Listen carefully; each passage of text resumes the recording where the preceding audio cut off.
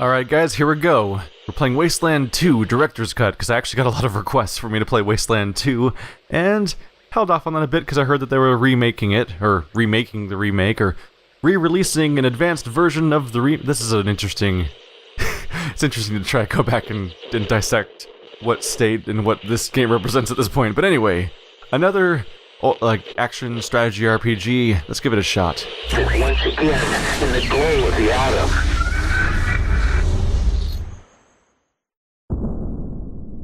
Squad creation. Do you want to start the game with a default ranger squad or create your own squad? I think I want to create my own. Custom ranger or select existing ranger. Let's get an example of what kind of stuff they have so far. Bear. Looks like she's a hunter. She's a good outdoorsman with assault rifles, field medic. Big Bert. It's a bruiser, brute force. He's a hard ass. Cherry bomb. Look at her. Oh, we might spend a long time customizing a crew. Alright, let's find out how many I can make in the first place. Alright, let's give this a shot. I'm curious. I'm sure I can't mess it up at all. I'm totally gonna mess it up.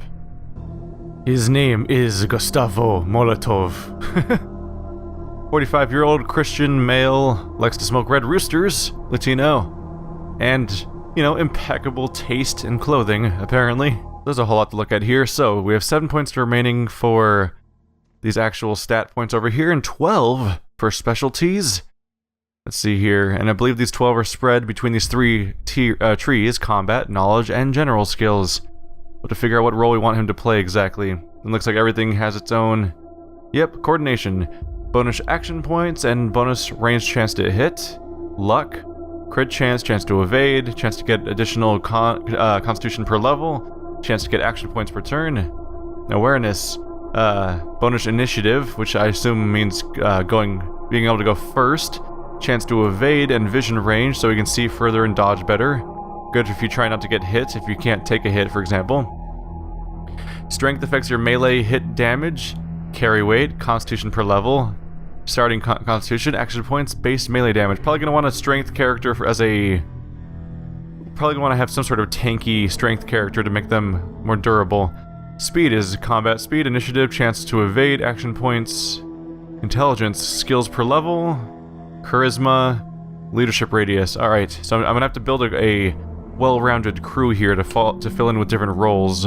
I probably want to put points into sniper rifles. I think I want him to be my ranged character, long-range support. I'm going to start off by putting 3 points into sniper rifles, because it says that at rank 3, I get Watchman. And I'm curious exactly what that is.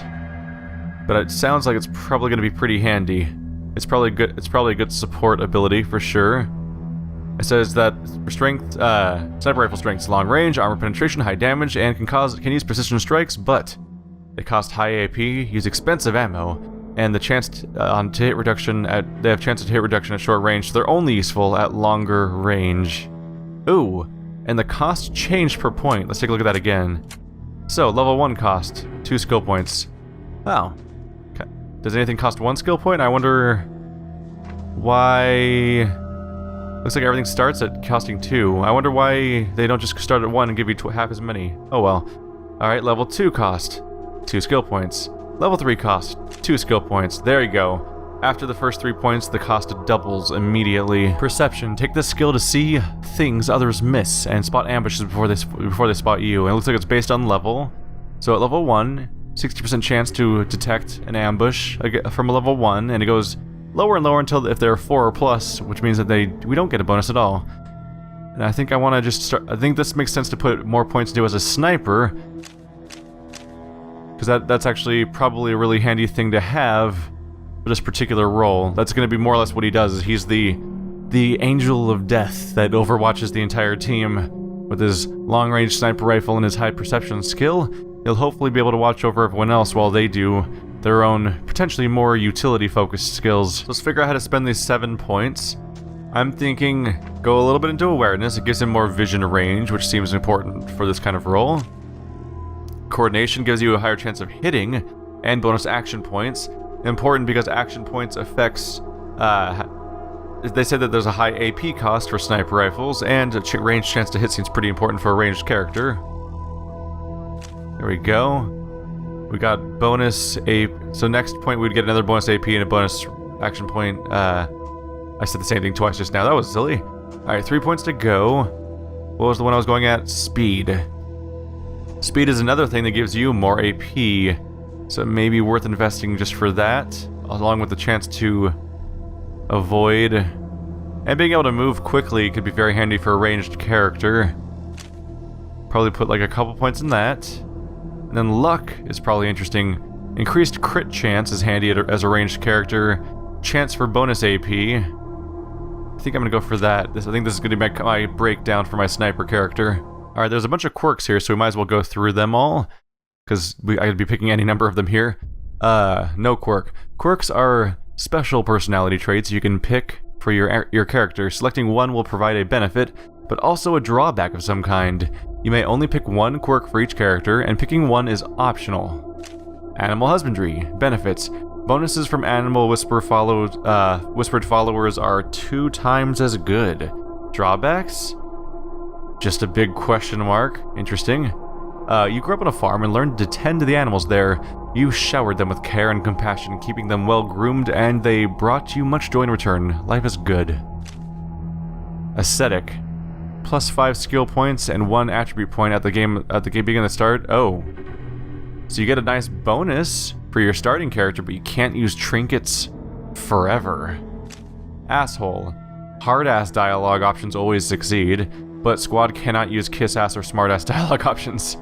So you can make one character who is an asshole and amazing at being an asshole, but it also completely stops your ability to make decisions on the other topics. So you can't make a sweet talker or a genius character that's going to use that in their dialogue. Brittle bones.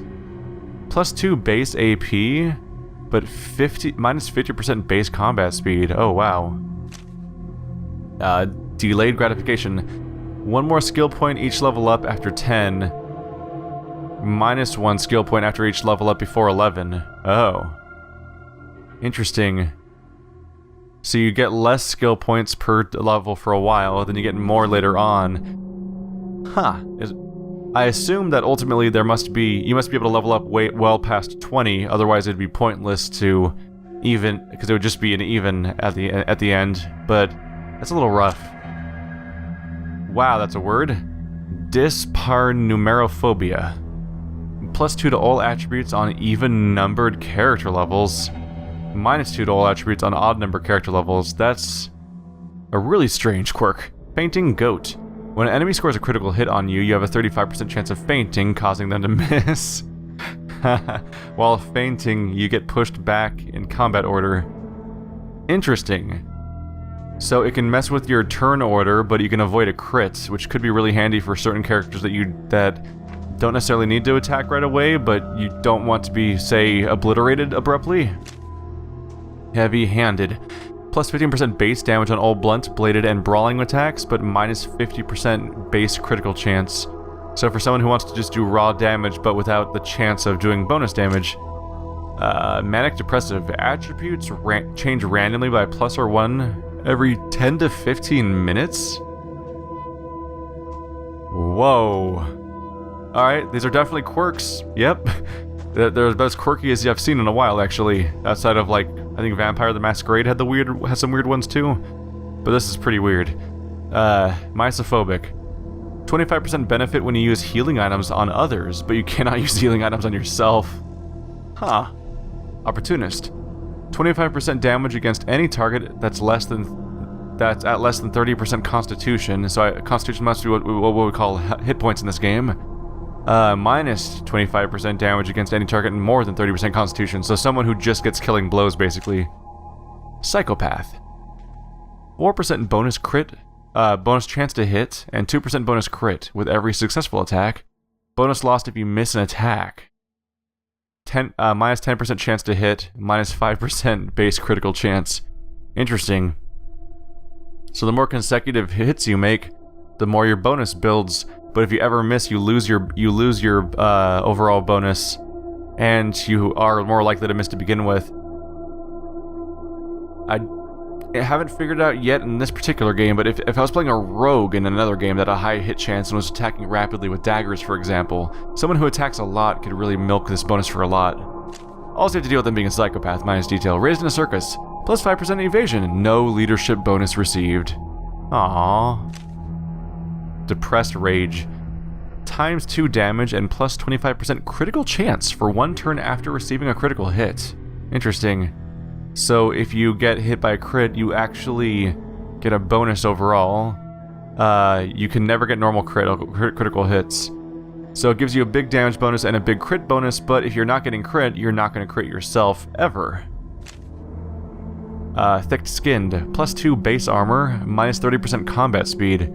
So you make a really big, slow character that's resilient to damage. Twitchy, plus 20% base combat speed, but a reduced chance to hit. 2 pump chump, plus 2 action points and plus 25% chance to hit for the first 2 combat turns. But you get minus 1 AP and minus 15% chance to hit for each combat after the first 2 combat turns. So you make someone who comes out really strong at the beginning of the fight, but might be really ineffective in longer encounters. Unlucky. Chance for lightning to strike and shock a random target in combat. At random. Anyone. Ha. Way of the Squeezins. Plus 3 AP and plus 25% damage when drunk on snake squeezins. Minus 100% crit chance and minus 0.6 combat speed when sober. So you can't crit when you're sober, but you get bonus AP and bonus damage when you're drunk.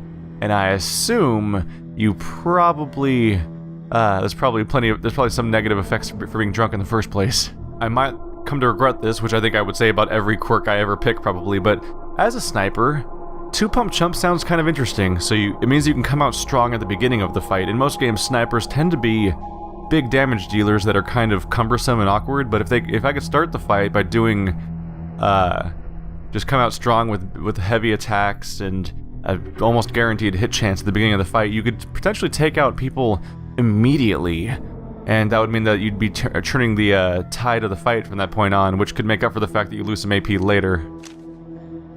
Can you pick more than one? You can only pick one. Okay, I just want to be sure. I was a little worried for a second there. Alright, that's 1 down. Alright, Scary Sally. She's quite large, 32, American, and I think she's going to be my tank. Scary Sally's going to be our fearless leader. She's strong, she's fast, and surprisingly charismatic. A little bit of a specialty in... She got a few points into leadership to help people out. Sort of lead the group a bit, perhaps. Some points into brute force, because sometimes she's got to break something. And a specialty for blunt weapons. And kind of fitting with the stuff, I'm going to go with heavy-handed. I actually reduced the skill that would help her with crits anyway. So instead of crit chances, let's get her just a flat bonus for all these nice heavy weapons. I went ahead and went back and revised Gus's stats a little bit, since I realized that, oh yeah, you can decrease stuff from their starting points, so certain stats that I don't want to use for him so much can give way to more coordination. Dolores Young, age 27. Looking for someone who can talk me through some situations. Miss Young's a bit of a kiss-ass, and has some skills as a surgeon and a field medic, so that she can actually try to help people out when they're hurt. And I've given her a very high intelligence stat, so she's actually going to be, over time, learning more and more roles, and the ability to serve us. Serve us. What a way to phrase that. She's going to be able to serve more and more purposes over the course of the game, and not necessarily be the primary combatant of the party, but someone who has more utility at potentially even avoiding combat altogether, or helping us out of the tough spot once we actually find ourselves in a bad situation. I think I like the idea of giving her fainting goat. Those around you whisper in hushed tones that you were born with the spirit of the mighty mountain goat, or maybe just wound up with its brain in your noggin. One way or another, you sure do black out a lot. It's a helpful way of keeping my medic alive, of giving her a chance of maybe avoiding critical damage. At a cost. Purnell Cross, the youngest of the crew. Purnell's a bit technically minded, with a specialty in repairing mechanics and, dealing with bombs from time to time, and a specialty with handguns. And he likes the handguns because he likes to play fast and loose and reckless. He throws away ammo, blazes his path, and a bit of luck at the draw. His ambition can pay off with some good feedback, or he can be left out to dry. Psychopath. When you were 3, you pulled the heads off your dolls. When you were 5, you burned ants with a magnifying glass. When you were 12, you set Tommy's hair on fire. Watching others suffer is only a source of amusement, and now your mercilessness has led to you to sign up for the Rangers. Justice? For you, it's all about fun. Your violent tendencies mean that you need to hurt things, and frequently. When you're on that murderous high, you attack more fiercely. However, your brooding nature means you're less effective when you aren't psychotic. This might actually play decently with his ability. He has high AP, and pistols use low AP abilities. So, bonus chance to hit, bonus chance to crit with every successful attack should have interesting implications. I wonder if the psychopath trait itself will also play in. I wouldn't be surprised if some of these things play up during conversations or something like that, but there's only one way to find out. Alright, it took over an hour, which I think it should, but we have our crew now. We have Gustavo Molotov, our distant, perceptive sniper. We have Scary Sally, who is our brutish leader, the tendency towards blunt weapons and melee combat. We have Dolores Young, our smooth-talking surgeon, and Pernell Cross, our, what would we call him? Our Kimbo assassin? I'm sure I've made horrible mistakes, but I'm gonna commit.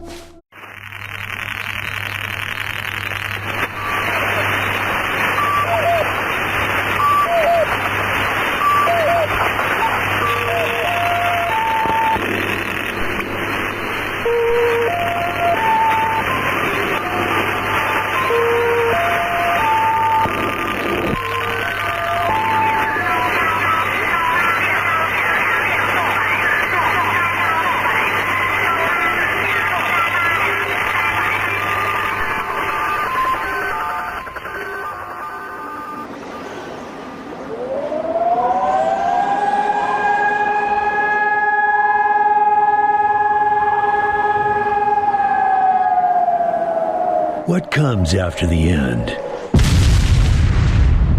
I don't know. Neither did they. They were just an Army engineer battalion, constructing roads and bridges deep in the middle of the Arizona nowhere. They didn't know why Armageddon had come. They'd heard radio chatter about an attack on some space-based missile platform. But who had attacked it, or why? No one knew. What they did know is that the politicians and the generals had finally ended the world. Now, everything was gone. They took over a federal prison for a fort, kicked out the convicts, got busy starting from scratch. Maybe it was an act of mercy. Maybe they figured that the prisoners would die out in the harsh new world. Whichever, it came back to bite the engineers in the ass. Cultists, criminals, cannibals. They've been living with the fallout ever since. Good people had survived too, called for help in the night. And those engineers, those common soldiers, could not stand by and see them die. So they came out of their fort, and they helped the survivors defend their homes. And for that, they earned a new name, a proud name, the Desert Rangers.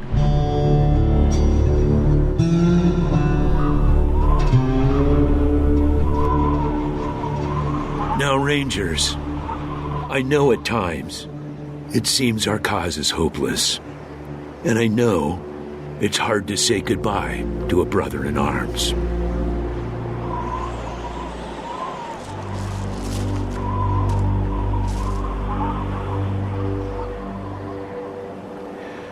But I want you to know something else. That no Ranger who dies in the line of duty will ever be forgotten.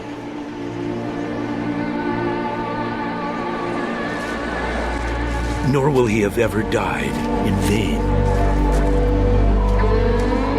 or unavenged.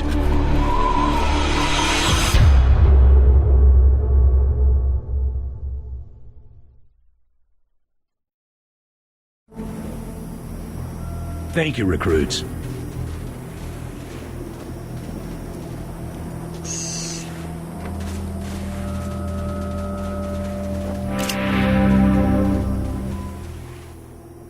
A stiff, bearded old man wearing a hand-worn ranger uniform and a battered old cowboy hat.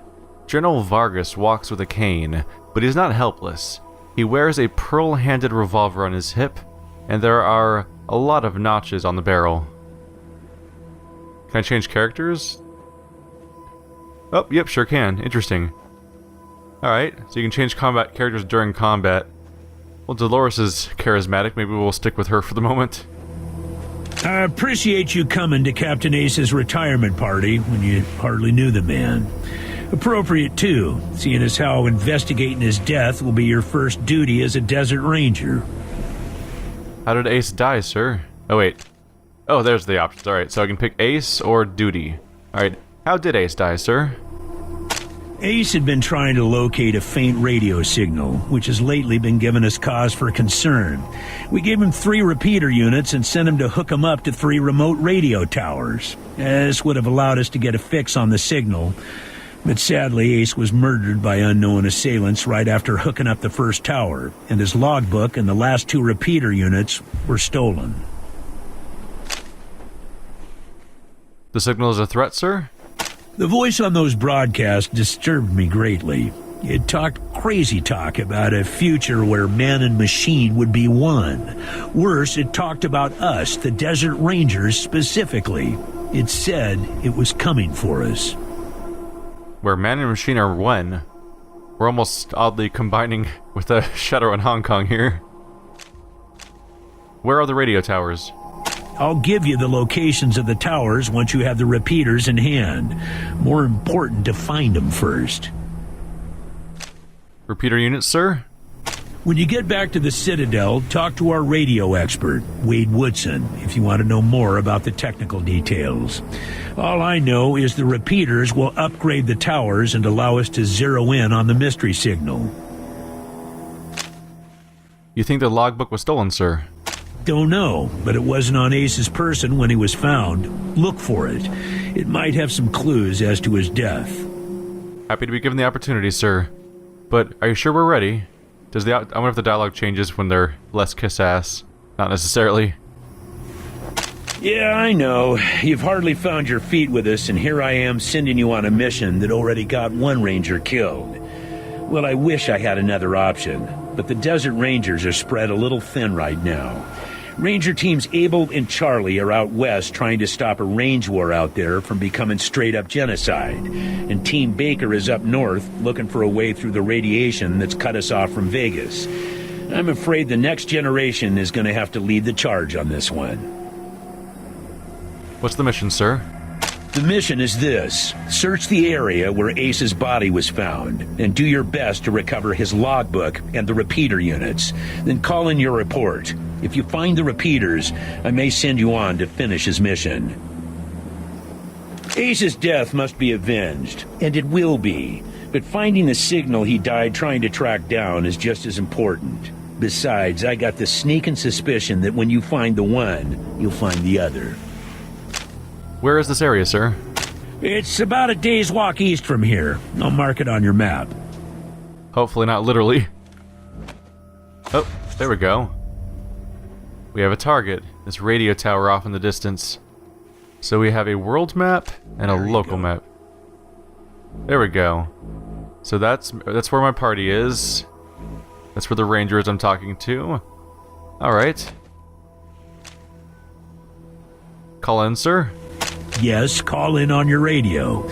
Your radio is your lifeline to Ranger Citadel. We'll be calling you with alerts and updates on your current missions and sending you new missions when we receive distress calls. As Rangers, it is your sworn duty to respond to those calls. That is the contract we made with the people of Arizona when we opened for business. When can we enter the Citadel, sir? Once you prove yourself, the Citadel will be your new home. Consider this mission the final test of your training. If you succeed, you are welcome within our walls. If you fail, then you aren't cut out to be a Desert Ranger, and we won't let you in. Looks like this might be the first time for Dolores to sweet talk somebody. So we have Hard-ass, kiss-ass, and smart-ass options. Let's take a look at what they are real quick. Hard-ass. What if we prove ourselves to be by kicking down the citadel doors, sir? Smart-ass. Surely, sir. The success of this mission is more important than testing us. If you want us to find the signals, shouldn't you let us in so you can stock up on everything that we need to succeed? Or kiss-ass, the one I'm probably going with because of my skill set. Please, sir. If you're sending us after Ace's killer, then you've already decided that we're worthy. Why not just let us in? Kissing ass already, huh? Well, some folks in the Waste can be persuaded that way, but not everyone. I've been buttered up by the best of them, so I'm wise to those tricks. You get through our doors with deeds, not words, recruits. Good try, though. Thank you, sir. We'll do our best. Good luck out there, recruits. The logbook is your guide to the missions your ranger squad has acquired and completed, including notes and other information. You can access it from the inventory menu. Simply select a specific mission entry in the list to see more details. It pays to keep tabs on your progress. Alright. This is a decent setup, so how do I move around? Oh, you move around exactly how you think you would. You actually use the joystick. This has like Diablo controls, which I don't think it may have originally had. Should I grab this shovel, or or am I being a dick here? I'll give it to... There we go, let's give it to Sally. Using items. You'll find many items in the Wasteland, some of which can be used in the game world. To use these, you can open your inventory and choose the Use Item option while selecting that item. Certain items can be used on objects in the world by walking up to them and using the interaction button shown. Remember that most items can only be used on certain objects or characters. Alright. Oh, cool. It actually has the text feed of everything that was said down there on the bottom of the screen. What else do you need? Radio. Oh, I just activated the radio by hitting right, didn't I? Okay, the radio is your squad's lifeline back to headquarters. Through it, you will receive vital updates on your missions. From time to time, you may also pick up calls from other Wasteland inhabitants through your travels, some of which you might be able to respond to. Remember that to level up, you need to use the radio to call headquarters to earn field promotions, provided a character has gained enough experience points. To make calls on the radio, press the right directional button. Yep, just did that one on accident. Alright, let's back away from him real quick. Inventory is this button over here. Alright, so she's already armed with a melee weapon. Did they arm all of my characters according to their stats or something? So you have a stick. She has a big, scary barbed wire bat. What does everyone else have? Look at that. They equipped me automatically based on what I chose for my character. So he's got a hunting rifle. And yep, you got your pistols. So everyone got their weapon specialty, except for the one character who doesn't have a weapon specialty. She's gonna be a field medic and sweet talker, and she has a stick. She's also a little bit adorable. Alright. Good to know that everyone has what they need. So let's look at the logbook. Alright, so this one is search near the radio tower for the repeater units Captain Ace was carrying. General Vargas has ordered us to go to this site where Ace's body was found and search for the area for the repeater units he was carrying. Once we recover them, we are to call Vargas. Look for the rest of Ace's logbook. General Vargas has ordered us to search for Ace's logbook near the site where he was murdered and might have some salient information on who killed him and why. So this is our logbook, and if we look for his logbook, we might be able to find... Can I flag both of these? Looks like it.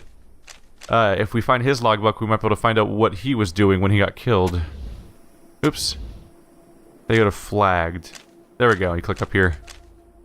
See, there's flagged, ongoing, and resolved, which is probably none of them. Yep. Alright, so we have our goal. Can I rotate camera? Oh no. That's gonna lead to me losing track of which way I'm facing, isn't it? Alright, let's try to face north. There we go. So based on this location... Nope, right is the logbook.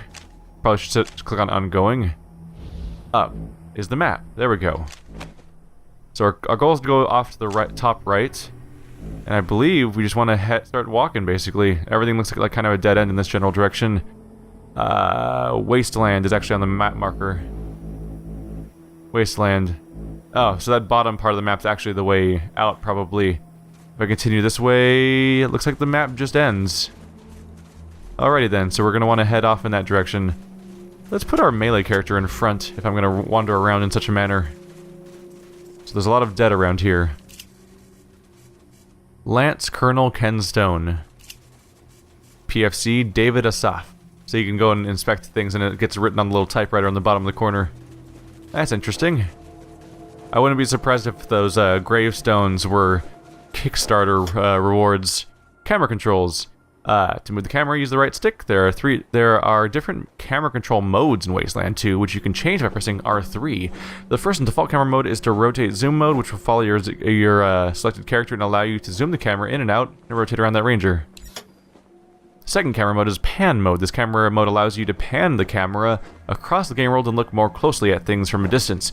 You may find this useful to scout out a situation before jumping in.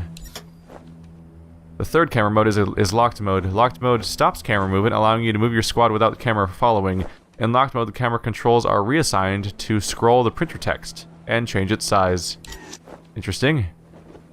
So right now it rotates around, which could be problematic if I want to keep track of which way north is at any given moment. Although, being able to manually... Oh, you can back this right out, can't you? That could be handy. Alright, let's try pan mode. I'm in pan mode right now. So right now I am freely able to take a look around. My left stick still controls my character. Right stick pans the camera around. This could be handy. Because then if I face my camera north, it'll still be facing north, so I can keep an idea of what direction I'm facing. But I can still pan the camera around to look around if I feel like I can't see what I'm looking at. Last one, this one is printer ink, so I'm scrolling up and down. And I'm, oh, you increase the size of the actual paper. Interesting. I misinterpreted that as being increase the size of the text. Okay. Let's do that strategy I was thinking about. Let's make it face north. Kind of wish that there wasn't a laggy thing. There we go. Back up a little bit. And now it's in free pan mode, which automatically locks my character anyway whenever I move, so that's pretty handy. That'll help me orient myself while also still being able to pan. Echo 1, mind picking up that can over there for me? Think there's some water in there. A shiny tin can, recently depleted of beans. Tin cans and goats usually go together. Your instincts are telling you that you might not want to steal this goat's next meal. You're trapping me, aren't you? An ornery-looking billy goat. Better seen than smelled. Did you see Captain Death at the funeral? She just came by here. I want to be just like her. That was weirdly optimistic right after you tried to get me to get attacked by a can. I know your tactics. You're not tricking me. My badass... Can I swing this thing? Oh, there we go. So I click this. I could swing... So we have a left trigger that's a whole bunch of skills, and a right trigger that's attack stuff. Those are two radial menus that govern a bunch of actions. Oh, right, we can use that shovel I have. Something seems to be buried here. Alright. Might as well just dig that up then. Scrap. Scrap is the currency you'll use in the Wasteland. You can use scrap to pay for items merchants are selling, and they'll also pay you back in scrap for any items you sold to them. Unlike inventory items, there is no maximum limit to how much scrap your party can carry, and it does not weigh anything. Scrap is frequently labeled as a $. Money. Good old money. So what did we find? We found 12 scrap. Alright. We found... Ooh, 38 caliber ammo. Let's be sure to give that to the guy with actually has pistols. There you go. Junk. This must open a library, whatever that is. Alright. Give it to our doctor. And into the Wasteland we go. Gather your squad and travel to the Wasteland. All squad members will go to the new location. Yes. World's map. Ranger Team Echo, this is Ranger Command. Come in. Hang on, I'm reading something, sir. When you leave a location and enter the Wasteland, the game perspective will zoom out and show the world map. The left stick. Use left stick to travel. Alternatively, you can access the world map screen by pressing the up directional button and selecting a location you have already discovered to travel there automatically. World map events. There are a number of things you can encounter on the world map. In addition to water and radiation, you can stumble upon friendly and enemy random encounters, which will take you to a small special location to interact with characters or do battle. So a little Dragon Age-y there. Well, Yes, I get it. This game's older, or originally, at least originally was. You may even find hidden loot caches and from before the apocalypse and mysterious locations that few have ever seen. The Outdoorsman. The Outdoorsman skill determines your squad's search radius on the world map when traveling, as well as its ability to avoid hostile random encounters. A good Outdoorsman will also be able to avoid dangerous enemies and discover new and hidden locations more easily. I didn't have the ability to put points into that yet because when you first make your character, you can't put points into much of anything. You only have a handful. But that's one of the skills, along with perception, that I'd like to give to my sniper. Ultimately, I think that's his ultimate role is to look out for the safety and well-being of the entire group. A more proactive version of the role that Dolores does. All right, radio. So he wants me to call in. This is Ranger Team Echo. Roger, Echo 1. Just making sure your radio is working. I'll be your dispatcher from here on out. I also wanted to give you a little heads up on your water situation. If you've all got full canteens, you should have enough water to reach the place where Ace died with plenty to spare. But if you're going to go exploring, you'll want to fill up again at any oasis you can find. Remember, your main priority is to recover the repeater units Ace was carrying. Once you've got the devices, you'll be headed to Ag Center and High Pool to install them. But we'll talk about that after you acquire the repeaters. We must, of course, bring Ace's killers to justice. But right now, that's secondary to discovering the location of that signal. So it's important to stay in radio contact with you? It is vital that all teams stay in radio contact with me here at the base. We get distress calls from all over our jurisdiction and sometimes beyond. Towns or farms or mines being attacked by raiders, mutant beasts, what have you. We field those calls here and then dispatch whichever team is closest to the problem. Does that mean you weren't always the dispatcher? Until now, Woodson's been our dispatcher. But Ace's death made me realize I've spent too many years in my office, walled off from the world and how it's changing. I need to know what's going on out there, and I figured the best way to do that is to start listening to the people's problems. So, I've decided that from now on, I'll be the one fielding calls and talking in your ear when you head out into the wastes. Don't let that make you self-conscious or nothing. Roger, out. 10-4, Echo 1, carry on. Ranger Command out. Alright. Almost a bit of safety knowing someone's around here. Oh, am I going the right way, though? Let's double check the map real quick. That's not the right button. Copy, Echo 1. This is Ranger Command. Go ahead. Over. All is well, just checking in to let you know we're still kicking over. Copy, Echo 1. Appreciate the update. Alright. Not what I meant to do. Just gotta remember. There we go. Up is the map. So our goal is to go off to the east. And should I stick to the path, or should I just try to go straight east? Let's stick to the path for now. SOS! SOS! Is anybody out there? This is High Pool. We are under attack. I repeat, we are under attack. Raiders with mortars and explosives are blasting our walls. If anybody can hear this, come at once. Don't know how long we can hold it. Ranger Citadel, this is Ag Center. Come in. We're under attack. The plants, they're mutating out of control. They're tearing my people apart. That's not a great sign, but really quickly here. Water is a matter of life and death in the Wasteland. As the squad travels on the world map, water is slowly consumed, and when your water supplies run out, your squad will begin taking damage. Going too long without a drink, and eventually go too long without a drink, and eventually your characters will die of dehydration. To refill your canteens, look for a hidden oasis in the world map, or visit a location with a water supply such as a well or a tap. Most major settlements have a water supply. Ag Center, this is Citadel Base. Can you repeat? Did you say the plants were attacking?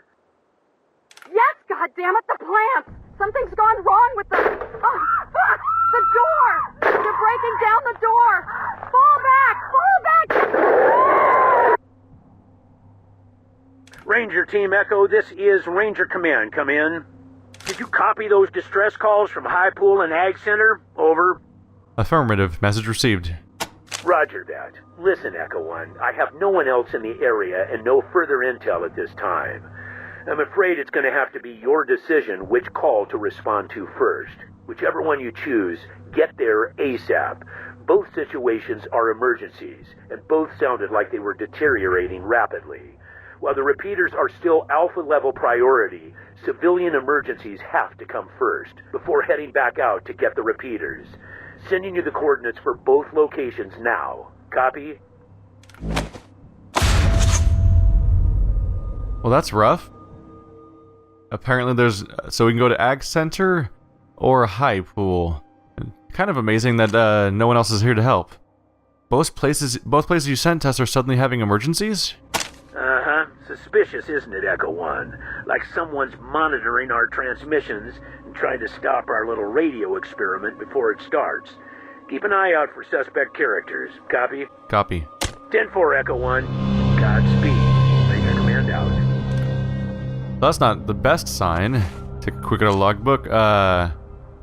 Help Hightown or Ag Center. Ag Center is under attack from monstrous plants and insects, while High Pool is being attacked by a raiding party. We're the only ranger team close enough to respond, and it's doubtful we can save both, so we have to make a choice who to help. The fact that both attacks are happening at exactly the same time seems like a hell of a suspicious coincidence. Yeah, that seems applicable. Alright, so a place being attacked by plants and a place being attacked by raiders. Huh. It's a tough call. They're both under attack, and nothing really distinguishes them that specifically. But I think I'm gonna go... Let's see. I feel like it may be especially bad that a place is under attack from, raiders, because they could be cruel, while one of them's being attacked by not necessarily nature, but just mutants in general? I don't know. Force of nature versus the cruelty of man might be a big problem. At least if I go after High Pool, at least I'm potentially dealing with someone who might be an active attacker. Alright, looks like we're traveling straight over. There we go. So it automatically goes after the most applicable path. Encounter. You see what looks like a traveling vendor near your position. Alright, let's take a look.